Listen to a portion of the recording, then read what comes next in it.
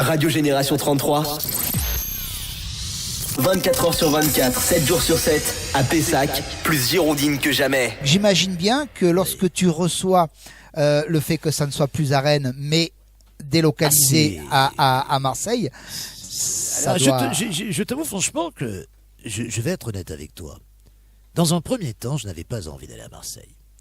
Et aussi curieux que ça puisse paraître, quand j'ai appris cela, j'ai envoyé un mail à Jennifer Teixeira, dont je t'ai parlé, c'est-à-dire la directrice de casting. Je lui dis, écoute, je me donne la journée de réflexion, je ne suis pas sûr de venir.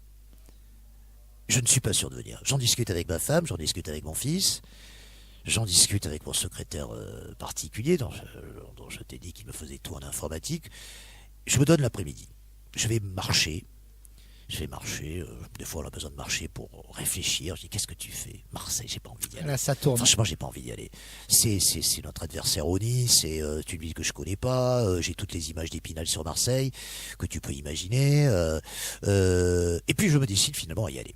Et Jennifer Teixeira, elle me dit, si c'est le problème du transport qui te pose problème, moi je te réserve l'avion. Donc effectivement... on réserve l'avion, j'y vais en avion parce qu'en train c'était quand même 6 heures pour y aller. Je me trouve un hôtel assez facilement, juste en face du stade Vélodrome, et me voilà parti pour Marseille le 30 octobre 2023, sachant que nous devions passer à Marseille le 31 octobre, le lendemain, le jour d'Halloween. Voilà, facile à retenir. Voilà. Exact. Donc cette étape suivante, donc ce n'est plus Rennes, c'est Marseille. Oui. À ce moment-là de l'étape, cette halte, je dirais, du côté de Marseille, correspondait à quoi en fait? C'était des demi-finales, des quarts de finale, ça grosso modo, puisqu'il y avait sang de la sucre après coup.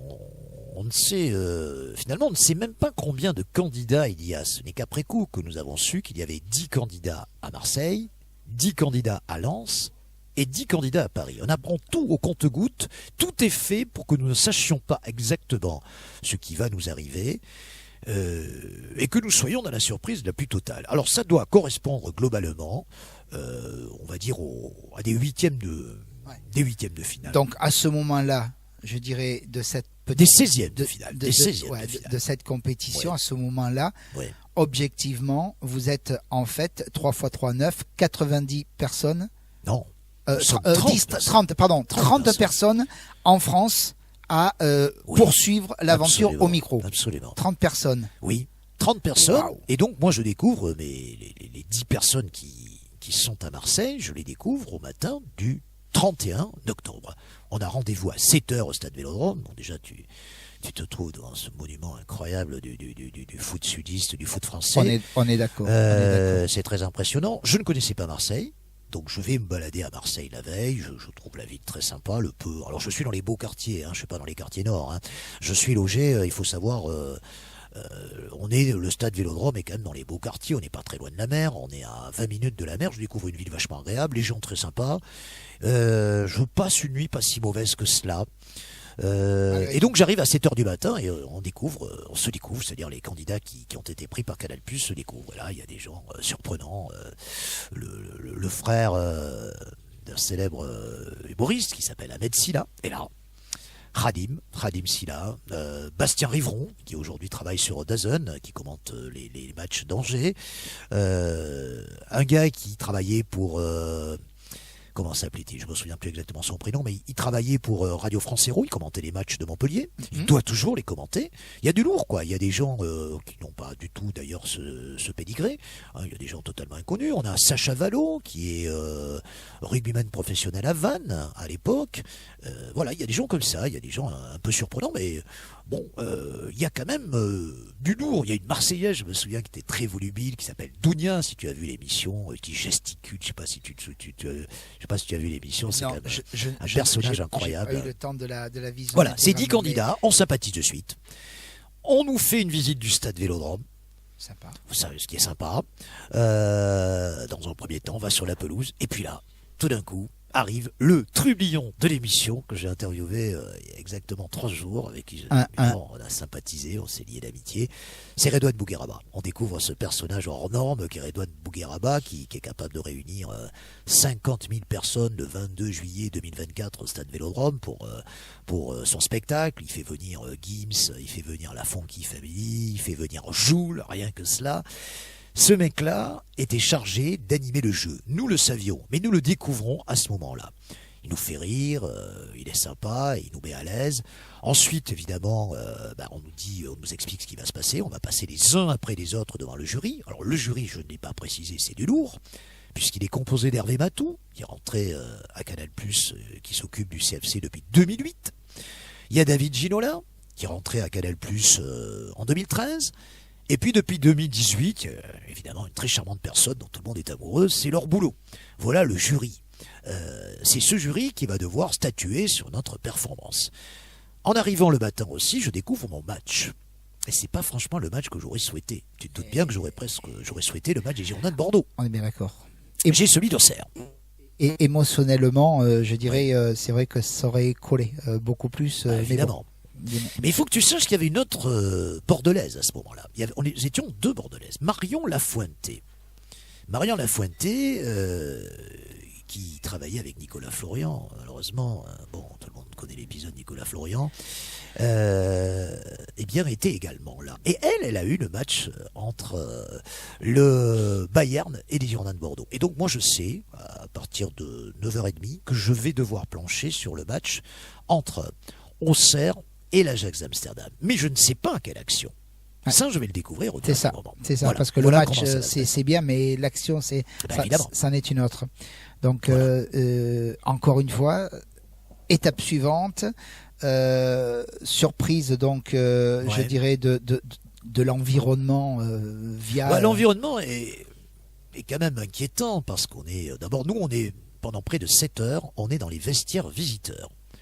On avait élu domicile dans les vestiaires visiteurs. Alors, on fait des tas de choses, on discute, on déconne entre nous, et puis on passe les uns après les autres. Alors il y a un gros scénario, Redouane qui fait l'amuseur public, et puis mon tour arrive, quoi. Il est 12h30, alors qu'on est depuis 7h du matin, tu vois, au Stade Vélodrome. Ça fait long. On n'a pas bouffé, et donc on me prend par la main, on monte dans les étages, et là t'arrives. Et tu te dis, putain, mais qu'est-ce que je fais là? Là, je vois 30 personnes. On est dans les salons d'honneur du Stade Vélodrome. Je vois derrière le panneau Canal+, là, les trois invités vedettes du jury que je n'avais jamais vus. Je n'avais jamais rencontré ni Laure Boulot, ni David Ginola, ni Hervé Matou.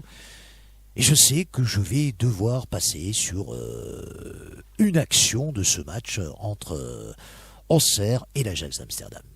Mon tour arrive. Et d'abord tu rentres sur le plateau, tu essaies d'évacuer l'endroit où tu es du mieux possible. Du mieux possible, et le stress qui quand même est conséquent. Tu sais que tu es devant les caméras de Canal+, pour la première fois de ta vie, que tu sais que selon toute vraisemblance ça n'arrivera plus jamais, que la probabilité est forte que ça n'arrive plus jamais, parce que je suis tout à fait conscient de cela. Donc, le reste, évidemment, les téléspectateurs l'ont vu. Peut-être pas toi, mais beaucoup l'ont vu.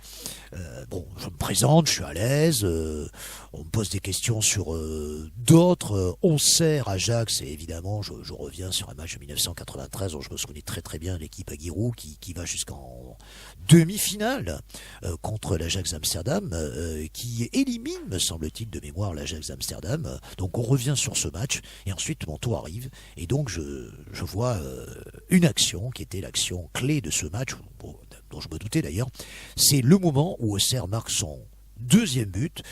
Les Océans menaient 1-0, but de Frédéric Samaritano. Ensuite, Adel Verelde, qui joue encore au foot, égalise pour l'Ajax. Et donc on est dans la dernière minute. Et Jean Fernandez a la présence d'esprit de faire entrer un gars qui s'appelle Chafny. Et un autre joueur, ils rentrent tous les deux d'ailleurs, Langille. Chafny, pour l'anecdote, il a joué à Libourne. Donc ça, c'était une particularité que je connaissais. Langille, Chafny va être fauché, on est dans les arrêts de jeu. Chafny joue très rapidement le ballon sur Langille. Langille croise son tir. Et Stekelenburg, qui n'était autre que le gardien de l'équipe des Pays-Bas, et Stekelenburg avait disputé la finale de la Coupe du Monde quelques mois plus tôt en Afrique du Sud. Donc tu vois, je te raconte tout ça, mais bon, je suis un bon connaisseur du foot, tout ça je le savais évidemment. Hein. Si tu mets Riri, Fifi et Loulou, évidemment, là, évidemment, tout ça on le sait pas. Parce que tu as besoin d'avoir cette connaissance pour faire le commentaire de l'action. Et tout ça en 1 minute, je le glisse. C'est-à-dire qu'on voit tout de suite, bon, il y a la voix, il y a tout de suite l'intonation. Je suis juste. Je joue juste, c'est comme on dit au football, d'entrée. C'est ça. Et donc ça se passe pendant 1 minute, et là, je sens que je les ai scotchés. Laure Boulot, elle me dit, oh, la voix de speaker. Je sens que je les ai étonnés, que je les ai scotchés. Je sais pas pourquoi, mais au moment où je termine ce commentaire, tu le ressens. Je suis sûr que j'ai gagné. Tu le ressens. Tu sais, ça s'invente pas de toute façon. Hein. C'est une telle expérience de la com, tellement fait tellement fait de choses. Non, et puis tu vois les gens, comment ils se comportent. Dans le regard des gens, tu vois si franchement, tu te rends compte pour étonner ces gens-là, il faut en faire. Parfois, il n'y a même pas besoin de gestes, c'est simplement, comme tu dis, dans le regard, ça fait tout. Ça fait tout, on ressent les choses, et c'est là que tu te dis, c'est tout bon. C'est tout bon. Ils ne font pas des félicitations, ils sont dithyrambiques. Je suis, moi-même, je me dis, mais je mérite pas ça.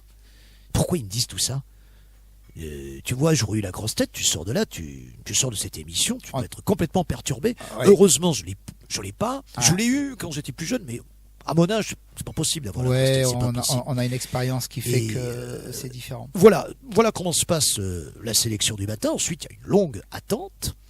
Et puis à 18h, on est tous alignés. Bon, ça, on l'a vu aussi à Canal. Tous les 10 candidats sont passés. En fait, pas 10, 9. Parce que Sacha Vallot, qui était rugbyman professionnel, je te l'ai dit, va passer en visio. Donc il y a 9 candidats. Le premier nom qui sort, il devait en garder 4. Redouane Bougueraba nous annonce à 17h qu'on va garder 4 candidats sur les 10. Voilà. On le sait car 1 heure avant. On est tous alignés. Le premier nom qui sort, c'est le gars qui s'appelle Bastien Rivron, qui travaille aujourd'hui sur DAZN. Ouais. Et puis le deuxième, c'est moi. Et là, t'es un peu estomaqué, tu te dis, mais ils ont osé prendre un mec comme moi. C'est pas possible. Pourquoi ils ont fait ça? Est-ce que j'ai été si bon que ça? Je me rends pas bien compte. C'est après les téléspectateurs, c'est ensuite, c'est bien des mois plus tard, puisqu'en réalité l'émission va être diffusée à partir du 10 avril, que je me rends compte de ce que j'ai fait. C'est quand j'ai fait des 7 filles dans la rue. En réalité. C'est quand je suis allé au Matmut Atlantique pour le dernier match, tu dois t'en souvenir, entre Bordeaux et Pau. Le dernier match de Ligue 2. Et là, je fais pas 10 mètres. Allez Christophe, une photo, tu viens. Je rentre, j'étais dans un salon d'honneur pour ce dernier match. Il y a des gens qui ont absolument voulu m'avoir à leur table. Venez à leur table, ça nous fait plaisir, c'est un honneur. Et là, je me dis, mais c'est pas possible. C'est chouette. Mais pourquoi? Je me suis posé la question, mais qu'est-ce que j'ai fait pour mériter cela? Ce que je me suis dit, tu vois, tout de suite, à chaud dans l'émission, je me le suis dit a posteriori. Parce qu'en réalité, c'est 4-5 mois plus tard que j'ai pris conscience de l'impact de la télé et du fait que j'avais été tout à fait excellent ce jour-là. Voilà pour l'étape marseillaise. Ça, c'est l'étape marseillaise. Oui. Et après, on arrive au bout du bout, je dirais. Le bout du bout, c'est la semaine suivante. C'est une semaine après. Oui. Ouais. C'est-à-dire qu'en fait, tu as le temps, malgré tout, de redescendre un tout petit peu, quoique très peu. Parce que c'est tellement intense que je peux le comprendre, que même une semaine après, tu es toujours dans cette dynamique de gagne improbable. Ça reste le premier mot que l'on avait dit dans cette émission. Ouais. Improbable. Voilà. Et ça se trouve, je suppose, comme toute finale, à la capitale, c'est ça? Alors évidemment, là, on est au stade des 8e de finale. On va considérer que Marseille, c'était les 16e. 8e de finale, d'abord je rentre, je passe une journée le 1er novembre, je rentre le 2 novembre chez moi, et il faut repartir à Paris dès le samedi de mémoire. Hein. On devait passer le dimanche. Donc on était le 5 novembre, je repars à Paris. J'apprends durant la semaine à quelle sauce on va être mangé. On va avoir droit à un multiplex que je n'ai jamais fait, qui est un exercice très difficile où tu passes d'un match à l'autre. C'est encore autre chose. Avec Éric Bénard, évidemment, le grand maître du multiplex de Canal+, qui anime tout ça, mais ça, on ne va le savoir que une fois arrivé sur place. On est logé j'arrive le 5 novembre, le dimanche. Alors là, c'est incroyable. On est logé dans un palace. Là, je me dis, putain, c'est l'effet Canal+. Un hôtel qui venait d'être inauguré depuis une semaine. L'hôtel de la Reine Margot, avec vue sur la Tour Eiffel, une chambre de 30 mètres carrés. Oh, wow. Un truc de fou, quoi. Un truc de fou, et avec spa. Ils voulaient nous en foutre plein la vue, sans doute, mais c'était gagné parce que bon, c'était fou, quoi. C'était complètement dingue. Cet hôtel, chaque fois on en a reparlé avec les candidats, on se dit, mais quelle chance on avait. Et là, on savait qu'il allait y avoir 12 candidats, puisqu'ils en avaient pris 4 à Lens, 4 à Marseille, donc, et 4 à Paris.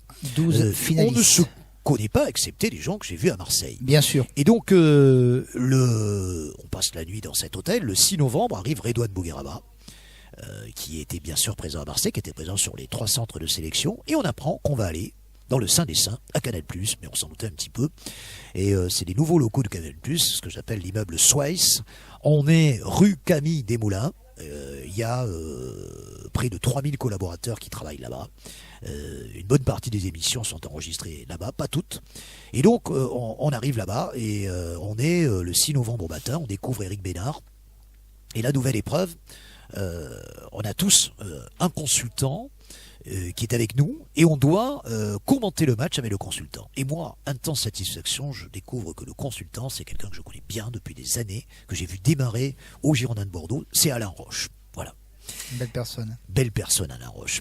Et donc, mon match, c'était un match dont je me souvenais, d'autant plus que les Girondins avaient particulièrement performé lors de cette édition de la Ligue des Champions. C'est l'année 2009-2010 où ils étaient parvenus en quart de finale juste contre Lyon, évidemment, un match que j'ai revu il n'y a pas si longtemps. Et là, on me propose de commenter la demi-finale entre c'était le match entre il y avait Barça, c'était le Barça, et c'était l'Inter de Milan qui allait gagner la compétition en 2010. Donc c'était le match retour. À la surprise générale, l'Inter de Milan avait gagné 3-1 à l'aller. C'était quand même la grosse équipe de Barcelone qui était championne d'Europe l'année d'avant avec Messi et toute la clique des joueurs, Xavi, Iniesta, etc. Piqué, la grosse équipe du Barça. Et on m'imagine que le Barça va retourner la situation sans mal, et on se trompe parce que finalement rien ne va se passer comme on l'imagine dans ce match. Il va d'abord y avoir un joueur de l'Inter qui va être expulsé, c'est Thiago Motta, qui va ensuite jouer au Paris Saint-Germain. Samuel Eto'o, qui joue en position d'avant-centre, va se retrouver en position d'arrière droit. Ce n'était pas franchement le poste de prédilection de Samuel Eto'o. Les interistes vont faire ce que les Italiens savent si bien faire, à savoir défendre. Je rappelle que l'équipe est entraînée par José Mourinho, évidemment le sorcier portugais. Et finalement, eh bien, les interistes vont résister, ne vont perdre qu'un but à 0, vont se qualifier, et vont se qualifier pour la finale, quoi. Donc, on s'aperçoit que ce match, a priori, il n'y avait pas de problème, je me souvenais très bien du match, mais là, je n'allais plus commenter sur 1 minute, j'allais commenter différentes phases du match, notamment la présentation, l'enjeu, on allait recontextualiser le match, ensuite l'expulsion de Thiago Motta, les occasions barcelonaises, ils en ont eu beaucoup, et finalement un but de Piqué à la fin, mais il reste que 6 minutes de jeu. Et puis, je ne sais pas si tu te souviens de ce match, lorsque l'Inter se qualifie, t'as José Mourinho qui part, qui fait une démonstration de joie incroyable et de provocation, comme il savait si bien le faire, parce que n'oublie jamais qu'il avait entraîné le Real et que le Barça, c'était l'adversaire. Donc c'était une façon de chambrer les supporters du Barça. Voilà tout ce qu'il fallait dire. Et malheureusement, pour la faire plus courte, c'est pas exactement ce que j'ai fait. J'ai un peu oublié malheureusement Alain Roche. J'ai fait du seul, quoi. J'ai fait du seul en scène. Et malheureusement, ayant oublié Alain Roche, ayant eu 2 adversaires de grande qualité, dont le gagnant, qui s'appelle Alexandre Arrojo, qui travaille aujourd'hui à Canal+, et le speaker du LOSC, François Van de Weg, donc j'avais affaire quand même à une très forte concurrence, et je suis sorti en 8e de finale après cette rencontre. Voilà. Magnifique. Voilà. Magnifique. C'est une expérience hors norme. Ouais. Voilà, tu l'aurais éventuellement évoqué il y a 10 ans de ça, et tu te serais dit, mais soyons raisonnables. Non, mais Oui. tout peut arriver, mais à ce moment-là, quoi, voilà. Parce qu'en fait, pour ainsi dire, c'est des concours de circonstances qui fait que tu vois quelqu'un, et puis tiens, ben pourquoi pas. Je mets un pied, maintenant j'ai les deux, et puis je vais quand même relativement loin parce que arriver à ce stade-là, c'est de se dire, qu'on le veuille ou non, t'es quand même quelqu'un qui avait le potentiel malgré tout. Alors tu l'as dit. L'erreur, comme tu dis, que tu fais, que tu oublies, mais je dirais presque erreur de débutant. Erreur de débutant, erreur de peut-être de pas forcément de stress, mais le fait que d'être peut-être trop concentré sur la chose fait que justement tu en oublies que et t'es focalisé sur ça et t'es tout seul. T'es tout seul. C'est voilà. Mais voilà, moi je dirais félicitations et bravo parce que je dirais que voilà, tu sors sur 10 000 candidats, tu sors et voilà quoi. Faut dire aussi qu'Alexandre Rojo, on l'a pas précisé, c'est quand même un mec qui commentait des matchs sur FIFA, qui avait une grosse expérience du commentaire. Non mais ça, oui. Et c'est évident que peut-être avec une autre adversité, peut-être aurais-je fait autrement. Mais je pense que tu l'as dit. Là, j'ai fait l'erreur du débutant, c'est-à-dire que moi, tout ce que j'avais fait jusque-là dans le domaine de la voix, dans le domaine que ce soit de l'animation, prof, orateur, speaker, j'étais seul. C'est ça. Or là, je devais partager la parole avec quelqu'un, et ça, j'avais absolument pas l'habitude de le faire. C'est vrai. Exact. Donc, excellente opération malgré tout, parce que t'as été jusqu'au bout. C'est quelque chose qui on s'imaginerait que tu voudrais repartir pour revivre, ou cela t'a suffi parce que ça t'a comblé? Non, ça m'a pas du tout comblé. Ça a été l'impression que j'ai eue, si tu veux, après cette émission. C'est rien n'est fini. Non, mais commence. Voilà. Alors, c'est un redémarrage. Pour moi, l'émission, c'est ça. J'allais continuer parce que j'allais te dire trois choses. La première, c'est où ça t'a comblé. Donc voilà, tu as mis un pied, Ou alors justement, c'est l'inverse, c'est-à-dire que waouh, mais je peux. Je peux et pourquoi pas si ça se représente. J'ai des sentiments contradictoires lorsque je sors de là. Donc en réalité, bon, je t'ai parlé de l'échec du multiplex, mais il faut que tu saches qu'il y a eu une séance de pénalty aussi le lendemain. Ils ont gardé 6 mecs et ils en ont sauvé 2 à l'issue d'une séance de pénalty. Donc en réalité, j'ai vraiment échoué suite à la séance de péno. Donc quand je sors de là, le 7... Les pénaux, c'est un rattrapage? Oui, c'est un rattrapage. C'est un rattrapage. Et le 7 novembre, lorsque je sors de là le 7 novembre, j'ai des sentiments contradictoires.